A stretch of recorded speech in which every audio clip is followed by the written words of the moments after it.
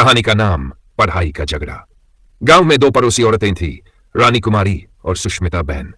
दोनों एक दूसरे को बुरी तरह से नफरत करती थी, लेकिन कारण कोई खास नहीं था। बस जैसे ही सुष्मिता बहन ने रानी कुमारी की नई साड़ी देखी, वह जलने लगी और अपनी साड़ी दिखाने के लिए अगले दिन एक नई साड़ी पहनकर आई। रानी कुमारी ने सुष्मिता बहन के बालों के रंग पर ताना मारा। अरे, ये किस रंग का शैम्पू लगाती हो, न जाने किसको बहलाने के लिए।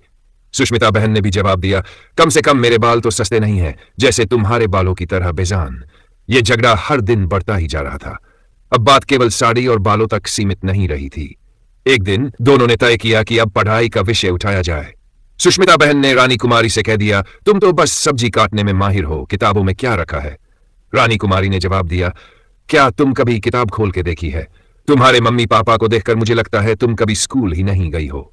बस फिर क्या था, दोनों ने एक दूसरे को चुनौती दे डाली। जो जीत जाएगा वही सबका राजा या रानी होगा। अब गांव में यह खबर फैल गई और सब लोग देखने पहुंचे कि कौन जीतता है, रानी कुमारी की सब्जी काटने वाली कला या सुष्मिता बहन का पढ़ाई वाला दिमाग। सभी ने तय किया कि दोनों को एक परीक्षा दी जाएगी, गांव के सबसे अच्छे सब्जी बनाने वाले प्रतियोगिता और सभी विषयों की जान परीक्षा। पहले प्रतियोगिता में रानी कुमारी ने ऐसी शानदार सब्जी बनाई कि सभी ने हाथ में हाथ डाला, यह तो काफी स्वादिष्ट है। फिर सुष्मिता बहन ने अपनी परीक्षा शुरू की। बेशक सुष्मिता बहन ने सभी सवालों का सही जवाब दिया और सभी को हैरान कर दिया।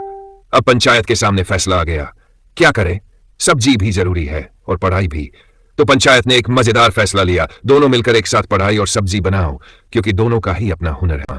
रानी कुमारी और सुष्मिता बहन अब साथ साथ काम कर रही थी, एक सब्जी बनाती, दूसरी गांव के बच्चों को पढ़ाती। गांव वाले खुश थे, लेकिन अंदर ही दोनों के मन में एक बात खटक रही थी, सच में कौन बेहतर है। एक दिन गांव में सरकारी अफसर आया, बोला, हम एक नया प्रोजेक्ट शुरू कर रहे हैं जिसमें गांव की औरतें या तो खाना बनाना सिखाएंगी या पढ़ाई करवाएंगी, लेकिन जिम्मा सिर्फ एक को मिलेगा। बस यही से फिर चिंगारी भड़की। रानी बोली, मैंने तो चूल्हे पर उंगलियां जलाई हैं, मुझे ये प्रोजेक्ट मिलना चाहिए। सुष्मिता बोली, और मैंने तो मास्टरनी से लेकर मोबाइल तक सब चलाया है, पढ़ाई तो मेरा क्षेत्र है। दोनों ने फिर पंचायत के सामने अपील की। पंचायत ने मुस्कुराते हुए कहा, इस बार दोनों को एक काम करना होगा, एक दिन का स्कूल चलाओ और खाना भी बनाओ, फिर बच्चे और गांव वाले तय करेंगे कि किसका दिन सबसे अच्छा था। पहले दिन सुष्मिता ने पढ़ाया, लेकिन रानी की बनाई सब्जी में मिर्च इतनी ज्यादा थी कि बच्चे पानी पानी हो गए। दूसरे दिन रानी ने पढ़ाने की कोशिश की, लेकिन ABCD के बाद ही चक्कर आ गया, और सुष्मिता की बनाई खिचड़ी इतनी लाजवाब थी कि बच्चे 2 बार लाइन में लग गए।